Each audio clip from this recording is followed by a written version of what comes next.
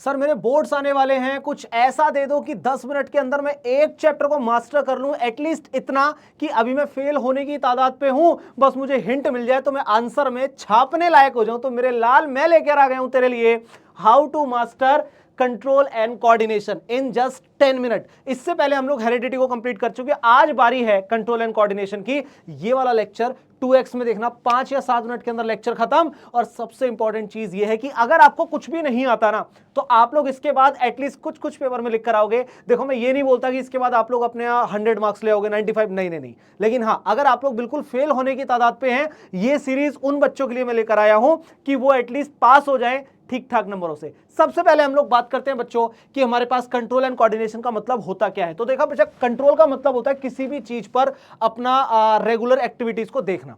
Simple, मान लो अगर मैं मैं मूव कर रहा हूं, एक जगह से दूसरी जगह मूव कर रहा हूं, तो किसकी वजह से? कंट्रोल है मेरा मेरी बॉडी पर, इस वजह से मूव कर रहा हूं, बैलेंस करते हुए आगे चल रहा हूं।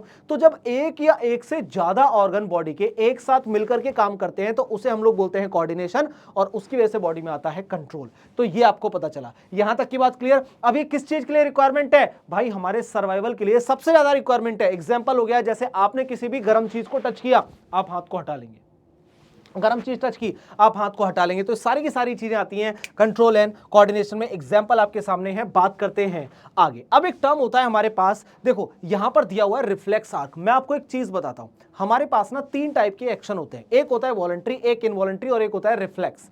वॉलंटरी का मतलब क्या होता है कि जो भी हमारे कंट्रोल में हो, कोई भी ऐसी एक्टिविटी जो हमारे कंट्रोल में हो, जैसे मेरा बोलना, मेरा मूव करना, मेरा एक जगह से दूसरी जगह पर घूमना, ये सब मेरे कंट्रोल में है। तो ये सारी की सारी चीजें एग्जांपल किस चीज का हो गई? वॉलंटरी एक्शन का। लेकिन सोचो कुछ ऐसी चीज जो मेरे कंट्रोल में है ही नहीं, जैसे मेरा लिवर, मेरी किडनी, तो या फिर मेरा हार्ट, तो ये सारी की सारी चीजें क्या होगी? मेरे कंट्रोल में नहीं है। तो इन सबको हम लोग रखते हैं इनवॉलंटरी एक्शन के अंदर। तो वहीं पर कुछ एक ऐसी चीज आती है जो एकदम सडन रिस्पॉन्स होता है, जिसमें ब्रेन का इन्वॉल्वमेंट नहीं होता, थिंकिंग प्रोसेस का इन्वॉल्वमेंट नहीं होता। फॉर एग्जाम्पल, मैं यहां पर सोच रहा हूं, आपका दोस्त यहां पर खड़ा है, उसने हाथ उठाया और गर्म तवे पर रख दिया, एकदम हाथ हटाऊंगा।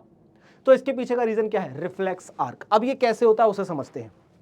यहां पर आपके पास 3 चीजें काम करती हैं, एक होता है सेंसरी न्यूरॉन, एक होता है इंटरन्यूरॉन और एक होता है मोटर न्यूरॉन। देखो बेटा, जहां पर आपने हाथ रखा वो गर्म चीज थी, तो सेंसरी न्यूरॉन यहां से आएगी इंफॉर्मेशन लेकर के, वापस से आएगी मोटर न्यूरॉन के साथ। सेंसरी न्यूरॉन ने क्या करा? इंफॉर्मेशन लेकर गई। मोटर न्यूरॉन ने क्या करा? इंफॉर्मेशन को वापस लेकर के आ गई। तो इन दोनों के बीच में एक्ट करने वाले को बोलते हैं रिले न्यूरॉन या फिर इंटर न्यूरॉन। क्या इतना क्लियर है? ये आपने समझा। अब ब्रेन, स्पाइनल कॉर्ड और नर्व यहां पर होती है। रिफ्लेक्स एक्शन में इंस्टेंट रिस्पॉन्स, नर्वस सिस्टम बहुत ज्यादा फास्ट होता है और छोटे से समय के लिए होता है। तो वहीं पर हमारे पास एक और टर्म होता है जिसे हम बोलते हैं एंडोक्राइन सिस्टम, जहां पर हार्मोन्स होते हैं।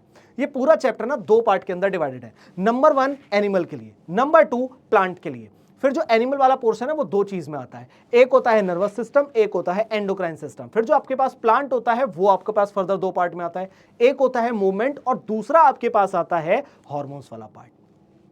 ये चीज हम लोग यहां पर बात करते हैं। आगे चलते हैं बेटा। अब आपका जो ब्रेन होता है ना, ब्रेन होता है आपके पास 3 पार्ट के अंदर डिवाइडेड, एक होता है फोर ब्रेन, एक होता है मिड ब्रेन, एक होता है हाइंड ब्रेन। फोर ब्रेन आपका क्या काम करता है भाई? थिंकिंग के लिए, मेमोरी के लिए, जो भी आप सोचते हैं वो सारी चीजें कहां से आती हैं? फोर ब्रेन से। तो आपका जो मिड ब्रेन होता है, पहले तो ये दोनों को कनेक्ट करने का काम करता है, याद रखना, साथ ही बैलेंसिंग में काम करेगा, ब्रीदिंग में काम करेगा। यही काम होता है आपके पास हाइंड ब्रेन की। अगर बात करता हूं तो हाइंड ब्रेन आपका क्या करता है? रेगुलेशन करता है ब्रीदिंग पर। जो आपको एकदम से अचानक से आपकी हमारी वॉमिटिंग आने के लिए तैयार होती है, तो वो सारी की सारी कंडीशन कौन देखता है? हमारा हाइंड ब्रेन देखता है। हाइंड ब्रेन का एक और मेजर फंक्शन है, ये पूरे ब्रेन को आगे स्पाइनल कॉर्ड के साथ कनेक्ट करता है। तो याद रखना, 3 नाम मतलब 3 मार्क्स, डन। ठीक है, आगे चलते हैं। नेक्स्ट हमारे पास आता है बच्चों हार्मोन्स। हार्मोन्स क्या होते हैं? एक लॉन्ग टर्म के लिए हम लोग यूज करते हैं, मतलब बहुत ज्यादा लंबा रास्ता तय करते हैं और बहुत ज्यादा लंबे समय के लिए ये काम करते हैं। ऐसा नहीं नर्वस सिस्टम की तरह जल्दी काम हो जल्दी खत्म करो, नहीं, इनका अलग हिसाब किताब। तो hormones chemical messenger. Important gland कौन कौन सी आपके पास? पिट्यूटरी ग्लैंड, मास्टर ग्लैंड बोलते हैं, थायराइड ग्लैंड मेटाबॉलिज्म में हेल्प करता है, पैनक्रियाज इंसुलिन को सिक्रीट करता है, एड्रेनलिन स्ट्रेस हार्मोन होता है। अब देखो भैया, पिट्यूटरी ग्लैंड से होता है हमारे पास मास्टर ग्लैंड, यहीं पर हमारे पास एक और हार्मोन होता है जिसे हम बोलते हैं ग्रोथ हार्मोन। ग्रोथ हार्मोन का फंक्शन क्या है?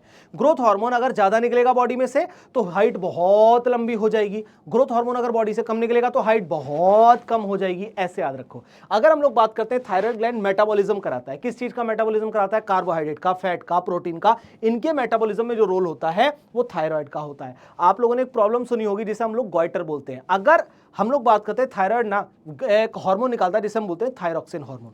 अगर उसे आयोडीन टाइम पर ना मिले तो वो स्वेलिंग कर देता है, जिस प्रॉब्लम को बोलते हैं गॉइटर। याद रखना आप लोग, ठीक है। पैनक्रियाज इंसुलिन को निकालता है। इंसुलिन का काम है कि ब्लड के अंदर शुगर लेवल कंट्रोल में रहना। ब्लड लेवल अगर बॉडी के अंदर शुगर में मतलब कंट्रोल है, आप ऐसा मानिए, कंफ्यूज नहीं होना है।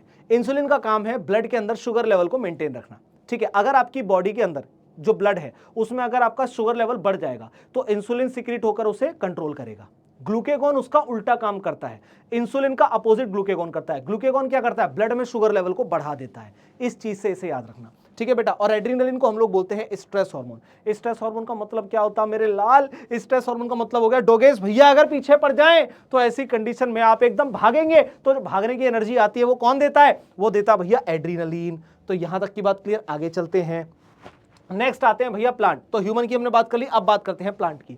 तो प्लांट में हमारे पास हार्मोन होते हैं, बहुत इंपॉर्टेंट है, पेपर में 100% क्वेश्चन आएगा, याद रखना। जैसे ऑक्सीजन प्लांट की ग्रोथ करवाता है। आप लोग इस समय पर पूरा डिटेल में नहीं पढ़ रहे, तो सिर्फ उन वर्डिंग को याद रखें जिनके बिहाफ पर आप लोग बहुत अच्छे से पेपर में रिस्पॉन्स कर सकते हैं। वो आपने लोग सुने होंगे ना जिन्हें कहते हैं बस हिंट मिल जाए, वो वाला मीम देखा होगा कि पेपर में एक जाना पहचाना सा, ऐसे पेपर में एक जाना पहचाना शब्द आ गया, बस अब होगा हमारे आंसर लिखने का बिल्कुल से प्रोग्राम प्रारंभ। तो वही चीज आपके लिए लेकर आया हूं मैं। ऑक्सीजन क्या कराता है? ग्रोथ कराता है भाई। जिब्रेलिन क्या कराता है? स्टेम को एलोंगेट करवाता है, ठीक है। इथाइलिन क्या कराता है? फ्रूट को जल्दी जल्दी सड़ाता है। आप ये वाले उसकी एज को बढ़ाता है, राइप करता है उसे जल्दी से। पैनक्रियाज, ये तो वापस से मिक्स कर दिया इसने, है। तो यहां पर जैसे स्ट्रेस हार्मोन होता है ना, तो यहां पर क्या प्रेजेंट होगा? तो याद रखना, अगर मैं यहां की बात करूं, यहां की प्लांट की अगर हम बात करें तो एब्सिसिक एसिड आपके पास यहां पर देखने को मिलेगा। आगे चलते हैं मेरे लाल। फिर हमारे पास नर्वस सिस्टम बहुत ज्यादा फास्ट होता है, और अगर हम बात करें हार्मोन जो होता है वो स्लो होता है। ये थोड़ा सा रिवीजन के लिए पोर्शन यहां पर आ गया।